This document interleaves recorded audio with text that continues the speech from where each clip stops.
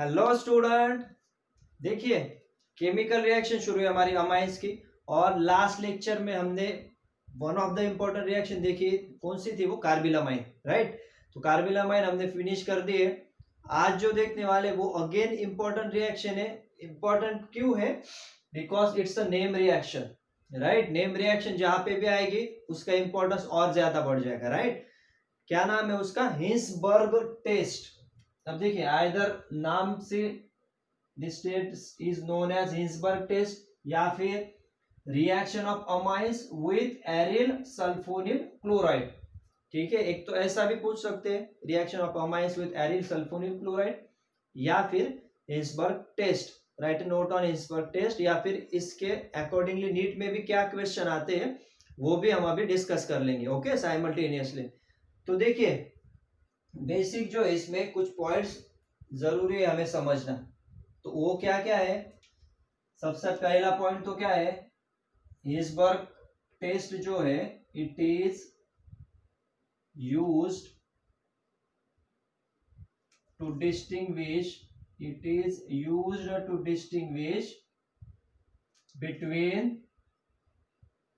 between 1 degree, 2 degree and 3 degree amine. मतलब क्या? Primary, secondary और टर्चरी अमाइन को डिफरेंशिएट करने के लिए हिंसबर्ग टेस्ट यूज की जाती है, ओके, पहली चीज।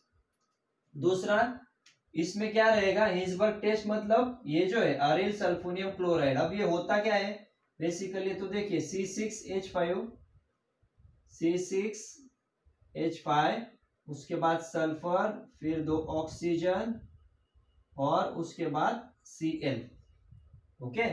अल्किल और अरिल, अल्किल मतलब aliphatic chain, open chain. Aryl मतलब देखिए ये बेंजीन रिंग है। C6H5 मतलब क्या है? अल्टीमेटली ऐसा भी दिखा सकते हैं आप, कोई प्रॉब्लम नहीं, one and the same thing, ये वही है, ठीक है ना। C6H5, उसके बाद SOCl, इसे क्या कहते हैं हम? अब एरिल मतलब यहाँ पे क्या लिखेंगे? बेंजीन, बराबर, बेंजीन सल्फोनिल क्लोराइड, और this is known as Hinsberg reagent. Clear? Hinsberg reagent कहते हैं हम इसे, राइट। ये काफी ज्यादा इंपॉर्टेंट है। पहले तो हिंसबर्ग रिएजेंट क्या है वो समझ लीजिए, उसके बाद उसकी हम रिएक्शन करेंगे प्राइमरी, सेकेंडरी और टर्चरी अमाइन के साथ। तो इतना तो क्लियर हो गया आपको। Alkyl sulphonyl chloride, alkyl sulphonyl chloride. Aryl, aryl मतलब क्या? C6H5 मतलब इन केस यहाँ पे क्या कह रहे हैं हम? बेंजीन सल्फोनिल क्लोराइड या फिर हिंसबर्ग रिएजेंट, ठीक है। अब इसकी रिएक्शन हम करेंगे प्राइमरी अमाइन से, सेकेंडरी अमाइन से, और क्या क्या ऑब्जर्वेशन आता है वो हम चेक करते हैं। तो देखिए सबसे पहले क्या करेंगे हम? प्राइमरी अमाइन के साथ अगर हम रिएक्ट करते हैं, प्राइमरी अमाइन मतलब suppose C2H5NH2, right, plus C6H5S double bond O और उसके बाद Cl, ठीक है। अब होगा क्या? ये देखिए यहाँ पे एक तो चीज क्या है, ये जो ग्रुप है इसमें क्लोरीन है। क्लोरीन क्या है? बेस्ट लिविंग ग्रुप है। तो क्लोरीन क्या करता है? अपने इलेक्ट्रॉन लेके विड्रॉ हो जाता है इस स्ट्रक्चर से Cl माइनस के फॉर्म में, बराबर। दूसरी चीज, अब जैसे ये क्लोरीन यहां से रिमूव होगा तो सल्फर पे क्या आ जाएगा? प्लस। और सल्फर की मदद करने के लिए कौन है यहाँ पे? ये देखिए नाइट्रोजन तो हमेशा रेडी रहता है ना? क्यों? क्योंकि उसके पास लोन पेयर है। तो क्या करेगा नाइट्रोजन? इस सल्फर से अप्रोच करेगा और इससे अटैच हो जाएगा। तो क्या बनेगा स्ट्रक्चर? देखिए C2H5, उसके बाद N, यहाँ पे इस तरह से लिखता हूं मैं NH, ठीक है। उसके बाद सल्फर डबल बॉन्ड O, उसके बाद C6H5, ठीक है, यहां तक क्लियर। अब यहाँ पे जैसे ही यहाँ पे अटैच होगा ये ऑक्सीजन क्या करेगा? अपने इलेक्ट्रॉन विड्रॉ करेगा और फिर से ऐड कर देगा, ओके। तो one and the same thing, structure तो यही रहेगा, क्लियर है। तो C2H5NH2 मतलब ये 2 हाइड्रोजन हो गए। अब नाइट्रोजन ने जैसे ही इलेक्ट्रॉन की पेयर डोनेट की, इसके ऊपर क्या आ जाएगा, प्लस, बराबर। अब प्लस जैसे नाइट्रोजन पे आएगा, नाइट्रोजन क्या करेगा, इस हाइड्रोजन से इलेक्ट्रॉन विड्रॉ कर लेगा। ऑब्वियस बात है, नाइट्रोजन ज्यादा इलेक्ट्रोनेगेटिव है एज कंपेयर टू हाइड्रोजन, तो वो क्या करेगा, आइदर दिस हाइड्रोजन और दिस हाइड्रोजन यहाँ से इलेक्ट्रॉन विड्रॉ कर लेगा और इस हाइड्रोजन को H प्लस के फॉर्म में बाहर निकालेगा, राइट। तो हाइड्रोजन H प्लस के फॉर्म में बाहर निकलेगा और उसके साथ कौन अटैच होगा, ये देखिए, ये भी तो बाहर है ना, Cl। तो आगे क्या बनेगा स्ट्रक्चर हमारा, देखिए आगे जो बनेगा स्ट्रक्चर वो रहेगा आपका C2H5, उसके बाद N, उसके बाद H, ठीक है, उसके बाद सल्फर डबल बॉन्ड O और उसके बाद C6H5। क्लियर।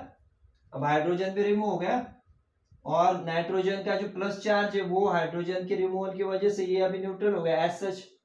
और क्लोरीन जो है, तो क्लोरीन और H, तो क्या लिख सकते हो यहाँ पे, प्लस HCl, ठीक है। इसका नाम क्या है, ये देखिए, ये नॉर्मल चेन है, नाइट्रोजन को ये इथिल अटैच है, इसके लिए N इथिल, उसके बाद बेंजीन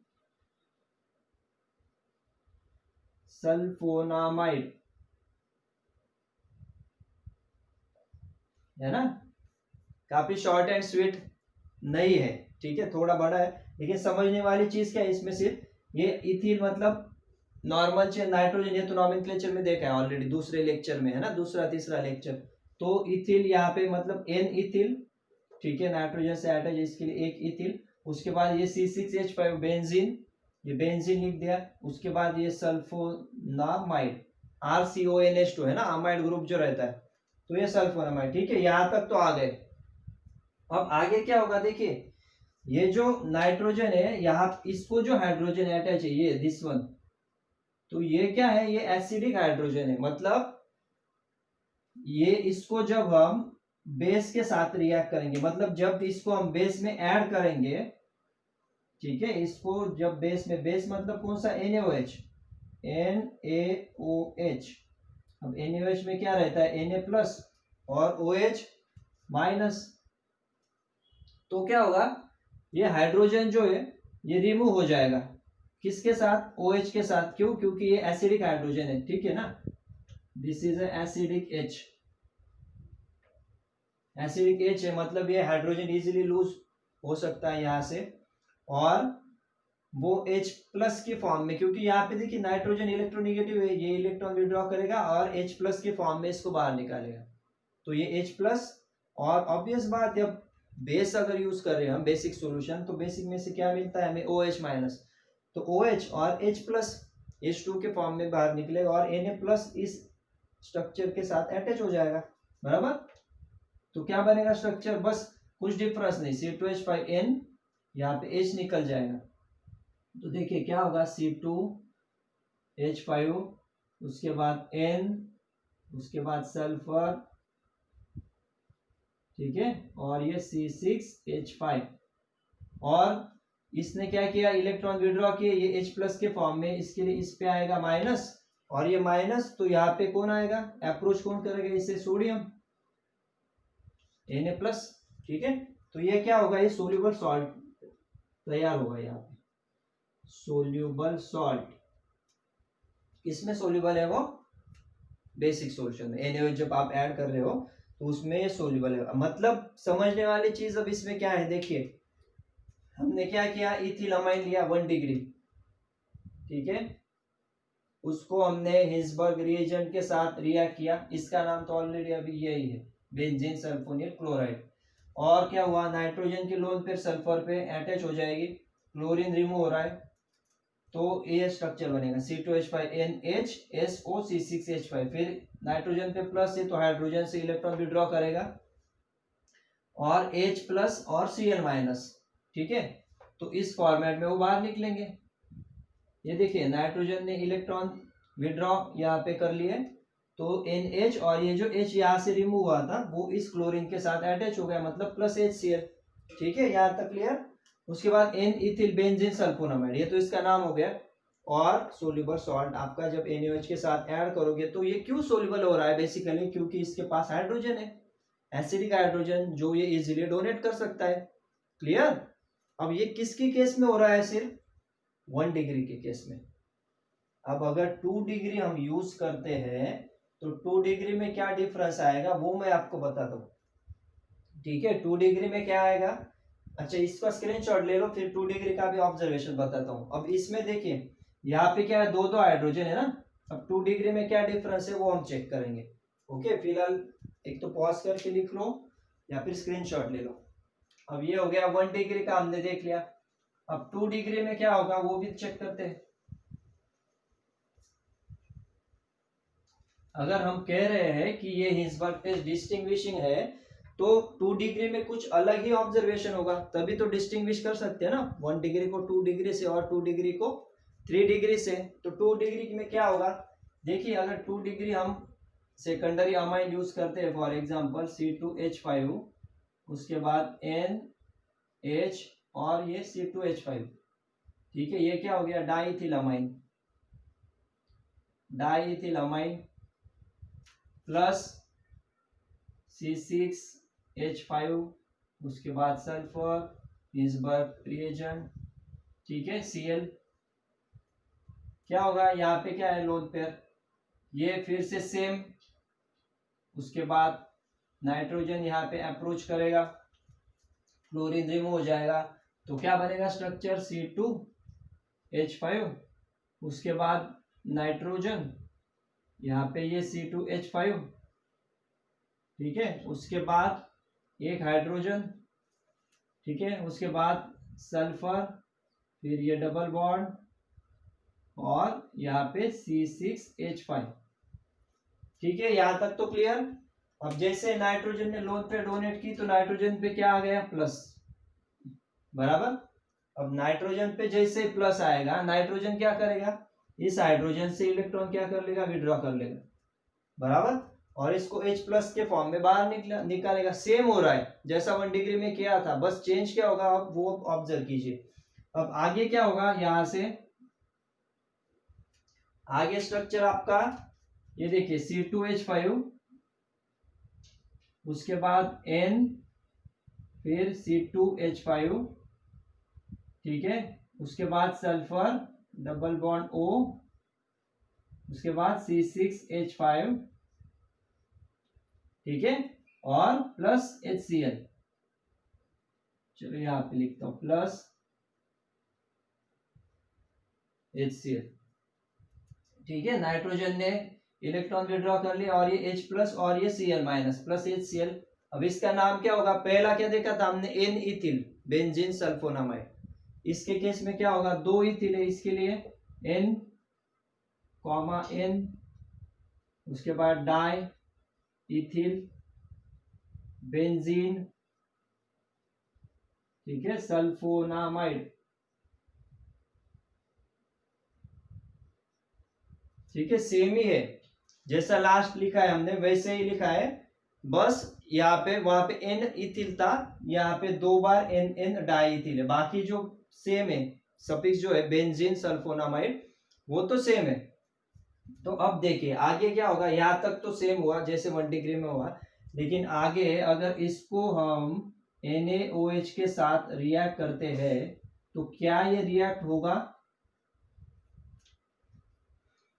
नहीं होगा। क्यों नहीं होगा, क्योंकि इसको रिएक्ट करने के लिए अब किसकी जरूरत है, एसिडिक हाइड्रोजन की, जो इसके पास नहीं है, बराबर। 1 डिग्री में क्या था, एसिडिक हाइड्रोजन था, क्यों था, क्योंकि इस C2H5 की जगह पे वहां पे हाइड्रोजन था, राइट, 1 डिग्री के केस में। 2 डिग्री के केस में क्या हो गया, दो हाइड्रोजन अल्किल ग्रुप ने रिप्लेस कर दिए। अब 2 हाइड्रोजन रिप्लेस कर दिए, बचा एक, वो बचा हुआ जो एक था वो तो यहाँ पे यूटिलाइज हो गया, ये देखिए ये H तो यहाँ पे यूटिलाइज हो गया ना।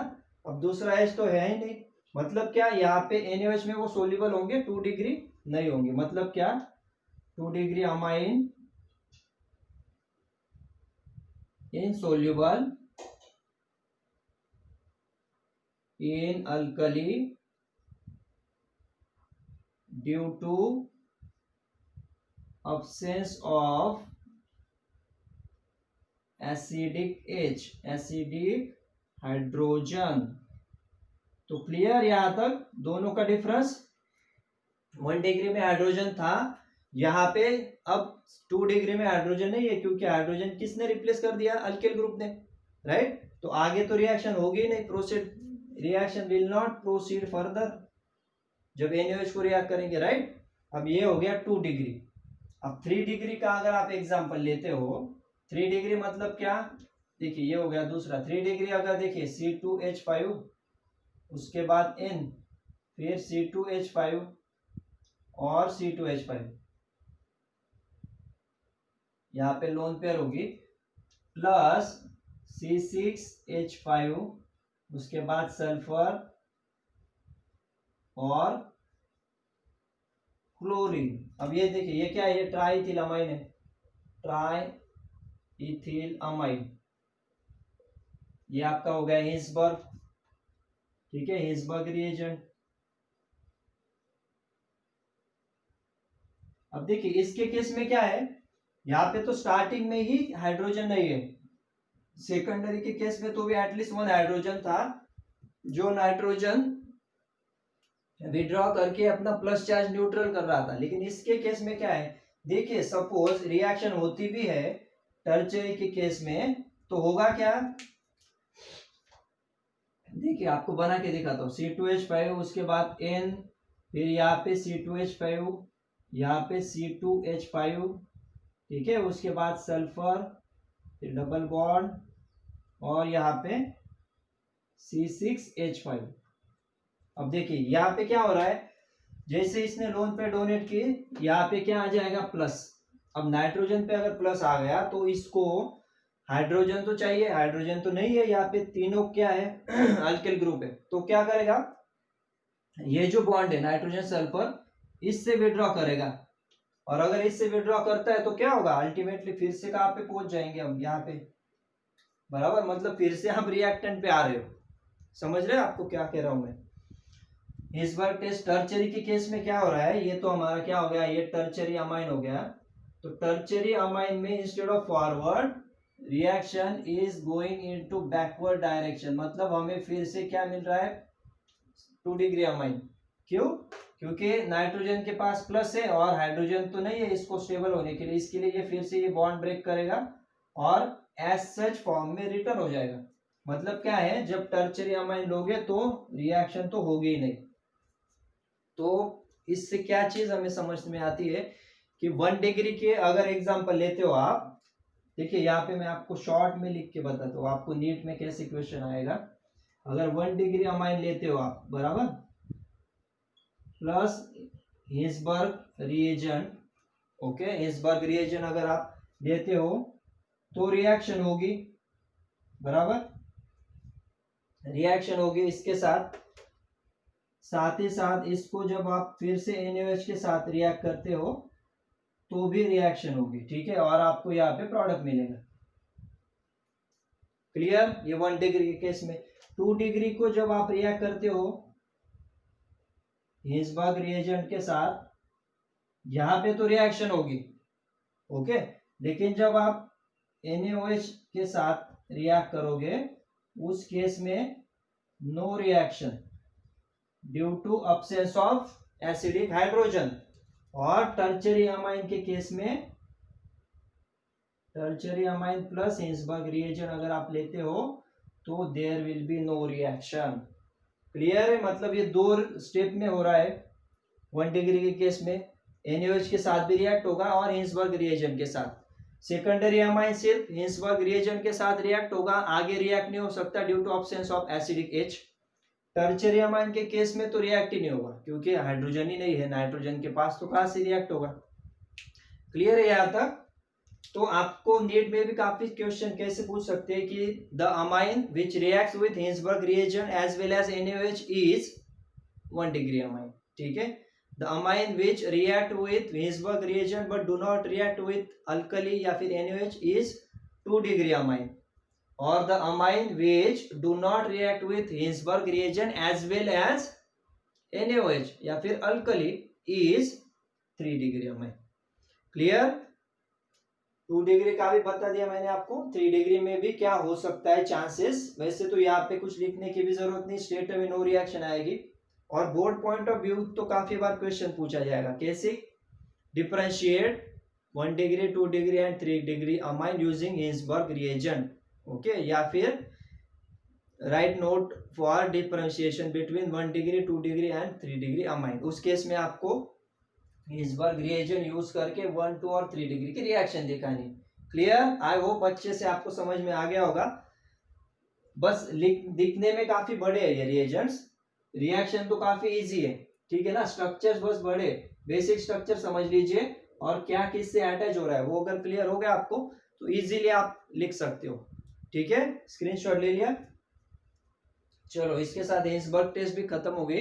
नेक्स्ट लेक्चर में हम और 2-3 रिएक्शन बाकी है उसको फिनिश करेंगे और नेक्स्ट चैप्टर के तरफ मूव होंगे हम, ओके। चलो नेक्स्ट लेक्चर में मिलते हैं। Thank you very much.